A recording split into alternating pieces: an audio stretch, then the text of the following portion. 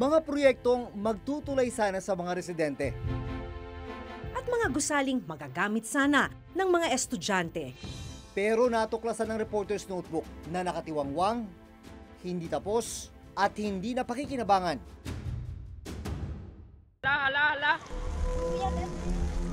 Sa kabila ng malakas na agos ng tubig sa ilog na ito. Balunan nyo, ha? Buong tapang itong tinatawid ng ilang residente at estudyante ng Barangay San Gregorio sa bayan ng Lambunao sa Iloilo. May tulay naman sa tabi ng ilog, pero ang problema, hindi na dito dumadaan ng tubig. Ang masaklap, 10 taon na ang nakararaan mula ng simulan nito, pero hanggang ngayon, hindi pa rin ito tapos at hindi pa rin nagagamit ng mga residente. Nakilala namin noon ang grade 8 student na si Jaril Ligada. Delikado maglakad dito. Wala kang flashlight. Pag tag-ulan, mas mahirap, mas mabagal. Mas mahirap po. Para makaabot sa pagsisimula ng klase ng alas 7, naglalaan si Jaril ng 1.5 oras para sa paglalakad.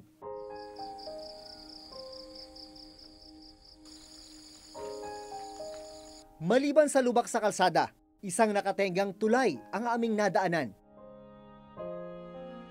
Tulay na nasa ibabaw ng isang tuyong lupa.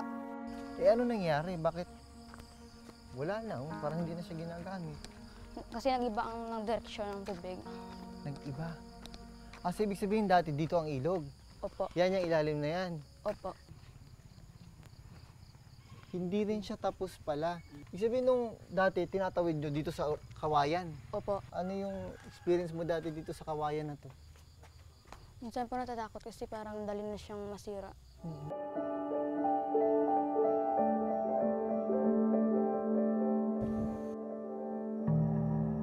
Ayon sa kapitan ng Barangay San Gregorio, taong 2008 pa nang simula ng pagtatayo ng tulay. Pero patigil-tigil daw ang paggawa nito. Budget namin, sabi ng engineer, hindi kasya ng 2 pinto yung patapos yung tulay. Kasi steel plate, ma'am. Sana kung natapos, malaking tulong sa amin dito sa San Gregorio. Ilang metro lang ang layo mula sa hindi natapos na tulay. Makikita ang ilog na itinuro ni Jaril na lumihis ng daluyan. Ito ang kailangan nilang tawirin papasok ng paaralan.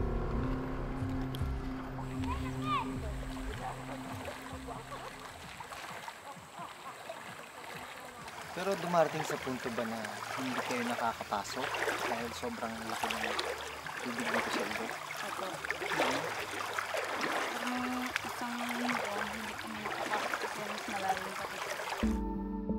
Ayon sa kasalukuyang alkalde ng bayan ng Lambunao, ang pagkalihis ng tubig sa ilog ang isa sa mga dahilan kaya nahinto ang konstruksyon ng tulay. Ang kanyang ama na dating alkalde ng Lambunao ang siyang nagpatayo ng tulay. Sa information based sa municipal engineer, naitayo yung bridge 10 years ago, noong 2008. Pero it was never finished. Tapos noong 2008 din, nung dumating yung bagyong Frank, yung direction ng ilog nagbago. So, andun na siya ngayon sa tabi ng original na bridge. Kaya, in part, it rendered the original bridge useless. Inalam namin kung magkano ang ginastos para sa pagtatayo ng nakatenggang tulay sa San Gregorio. Pero sa text message na aming natanggap mula sa alkalde ng Lambunao, hindi pa mahanap ang lumang file ng tulay. Gayunman, nakuha namin sa munisipyo ang Statement of Expenditures na nagpapakitang naglabas ng 2 million pesos para sa rehabilitasyon ng tulay noong 2015. Pero malinaw, hindi pa rin ito natapos. Noong Enero, naglaan ng pondong 600,000 pesos ang probinsya para sa pagpapatuloy ng konstruksyon ng tulay. Posible raw kasi na muli itong maging daluyan ng ilog. 2 proyekto pa ang nakaplanong itayo sa ibabaw ng ilog sa San Gregorio, patawid sa kabilang barangay ng Kaningwan. They requested for the construction of a hanging bridge. And then they have another option, the overflow project. No? These are put in different locations, not in the same spot. Sa mga larawang ipinadala sa amin ng ilang residente ng Lambunao, makikitang natapos na ang konstruksyon ng binisita naming tulay. Bumalik na rin ang ilog sa dati nitong daanan, kaya malaking tulong na ngayon ang tulay para sa mga residente. Ang hanging bridge natin, hindi pa yan na-implement natin at saka pinuposto pa ng LGU Lambunao ngayon na ma-approve yan. Sa ngayong ng Kalahi, waiting pa tayo for approval and release of budget.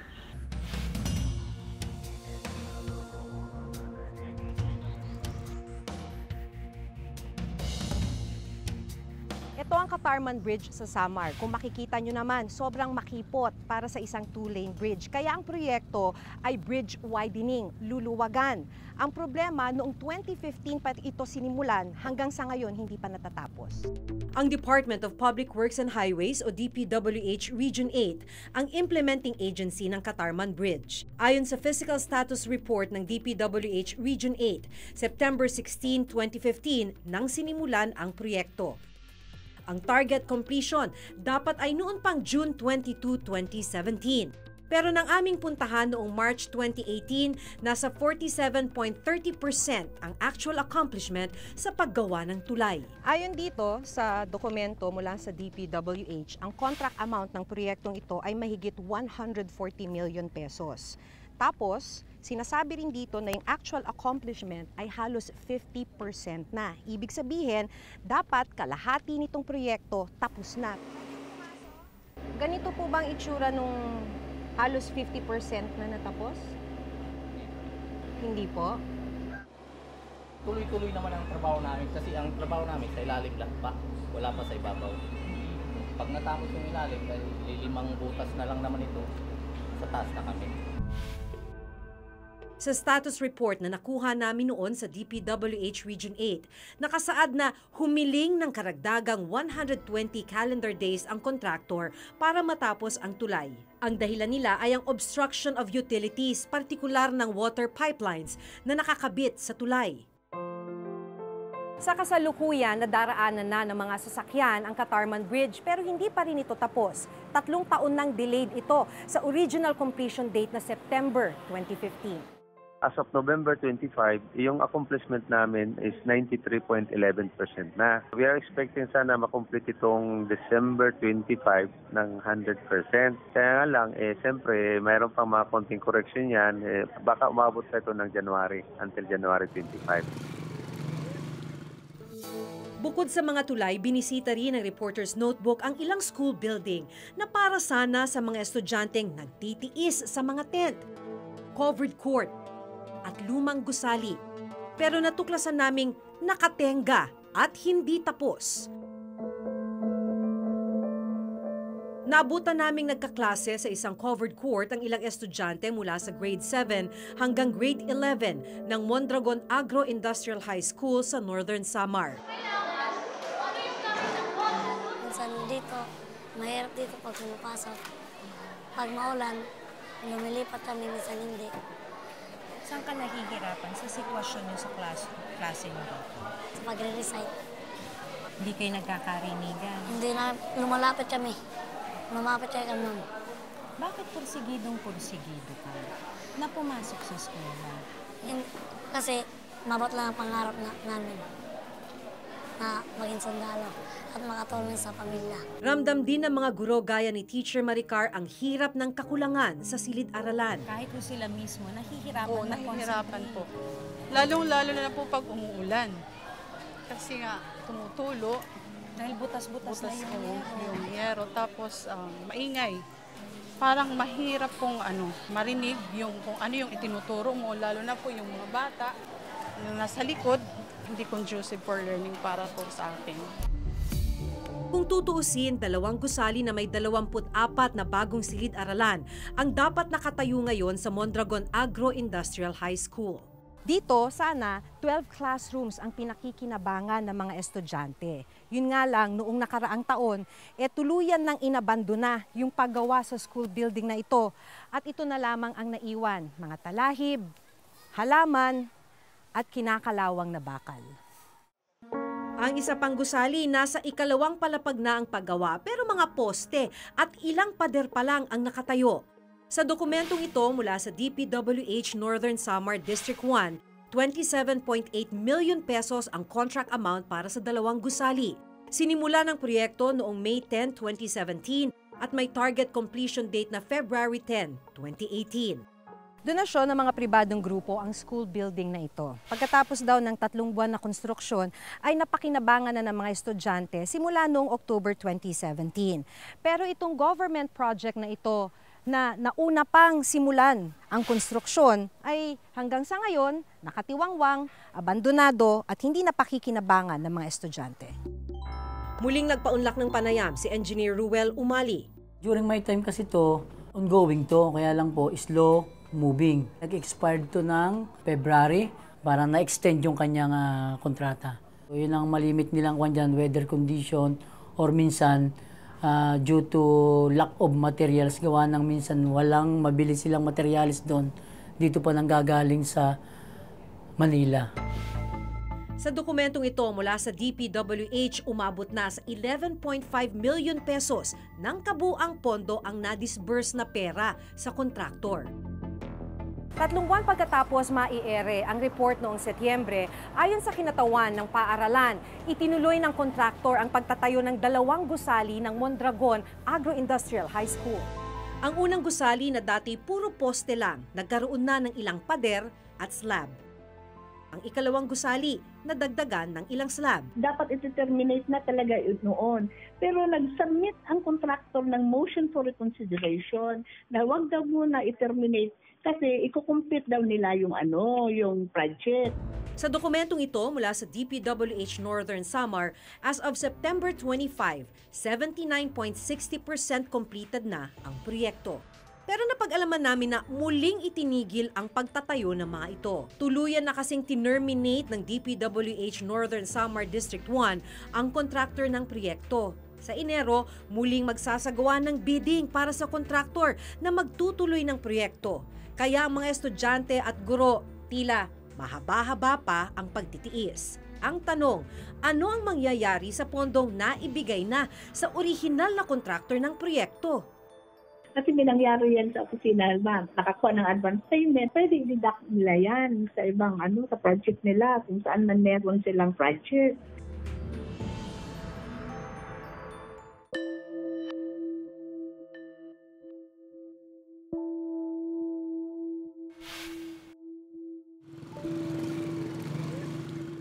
Balot na ng halaman ang mga poste at ilang pader nito at halos 2 taon na raw inabandona. Ganito namin naabutan noon ang dapat sanay 3-classroom school building sa Lungib Elementary School dito sa Victoria, Northern Samar. By this time dapat tapos na, pero until now makikita nyo naman tinubuan na ng mga damo at lahat-lahat. Abandoned ho siya. Kasi yung last na nag-visit ako dito was 2016 at ganito na yung itsura niya. And then hanggang ngayon, hindi pa rin siya nagagalaw. Ang pondong nagastos para rito, 2.8 million pesos. Pero ang ipinagtataka ng DepEd Engineering Office sa dokumentong galing mismo sa DPWH Northern Samar District 1 na siyang implementing agency ng proyekto, idiniklarang 100% completed na ang gusali. Kahit poste lang at ilang pader lang naman ang nakatayo. As of January 31, 2018, ang supposedly 1-story 3-classroom dito sa Lungib Elementary School ay 100% completed. Pero kung makikita natin ngayon yung status ng building, hindi naman siguro natin masasabing 100% completed siya. Makalipas ang halos 4 na buwan, binalikan namin ang Lungib Elementary School. Nakatayo na ang 3 silid. Ayon sa DPWH, ang kontraktor ang gumastos para sa pagtatayo ng mga classroom. Conducive for learning na ito kasi napakalaki at napakaluwang. Kisame na lang ang kulang pero napinturahan na ang mga silid-aralan at ngayon ay nagagamit na ng mga grade 4, 5 at grade 6 students.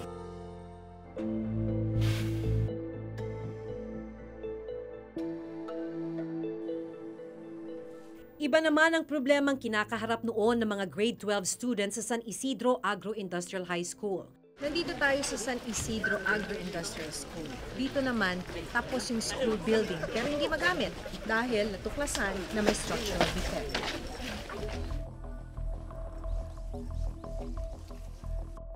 Yung para na siyang, ano ma'am, para siyang nag-sink. Uy! Ganun ba katindi dito, sir? Is that what you meant? Yan yung mga circular, oh. Andyan. We need an investigation para makita talaga natin kung ano ang cause ng vibration. Baka mahina ang reinforcement niya. So, At yun pag ang fear mahina ang natin. reinforcement? At pag mahina ang reinforcement, may possibility na bumigay siya. Bumigay yung sahig. And that is the reason na ayaw niya siyang paggamit muna. Ayaw muna, opo. Ayon sa DepEd, nagastos ang kabuuang 10.4 million pesos para sa gusali. Dahil hindi magamit yung school building, gumawa yung principal ng paraan.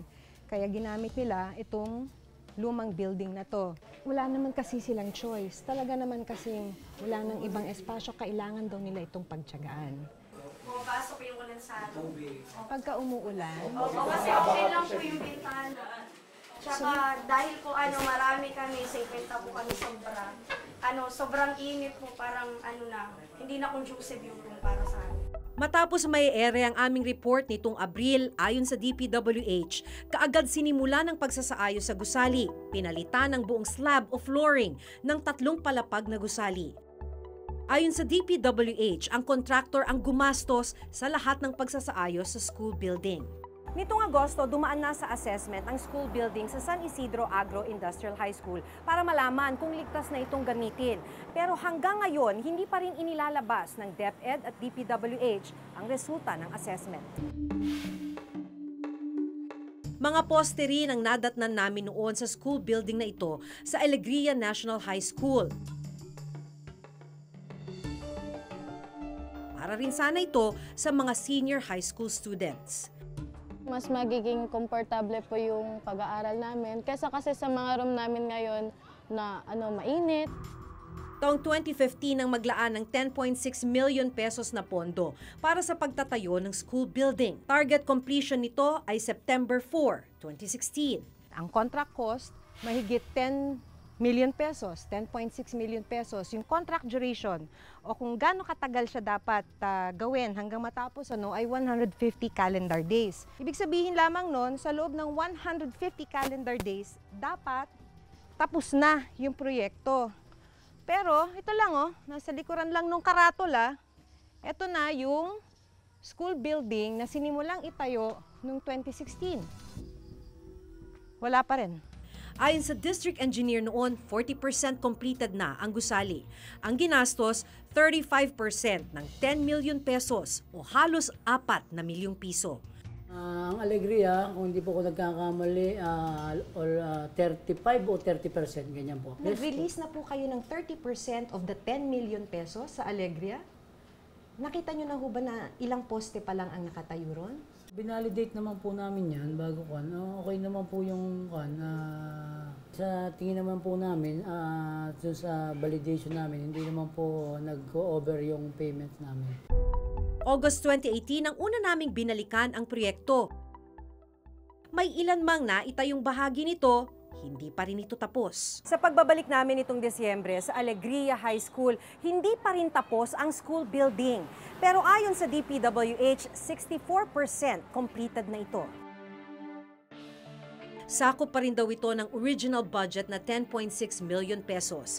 Inaasahang matatapos ang gusali ngayong December 2018. Kaya ang mga senior high school student, wala pa ring magamit na bagong silid-aralan. Tingin namin hindi pa matatapos by December 31, ang opisina mag-ano na ng contract termination.